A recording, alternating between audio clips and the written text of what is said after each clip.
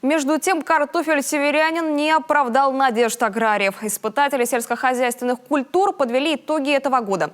Сорт попросту не справился с климатическими условиями нашей республики. Такая же участь постигла и морковь «Лесанте». Она значительно уступила стандарту по основным показателям. На что теперь делают ставки аграрии, знает Елена Кононова. Вот это фитофтороз. Вот очень хорошо видно. Вот ржавые такие языки. Это фитофтороз. Вот.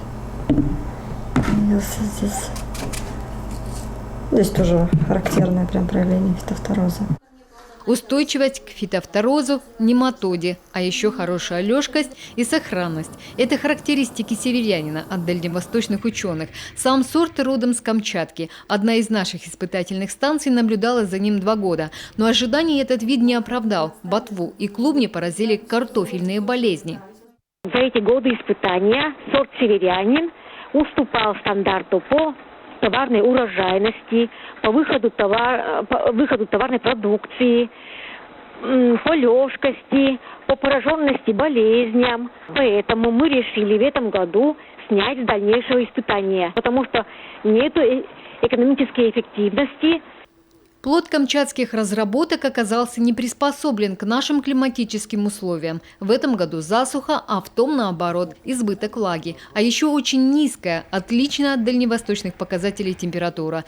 Здесь, как показывает многолетняя практика, хороши сорта ленинградской селекции – Рябинушка, Аврора, Чародеи. Они уже давно прошли испытания и дают гарантированный результат. А вот морковь Лесанте тоже предложено снять со счетов. Корнеплоды с трещинами, сильно деформированы. А основные хозяйственно-ценностные показатели далеки от идеала. Половину урожая пришлось попросту выбрасывать. Но у аграрии все же есть и хорошие новости.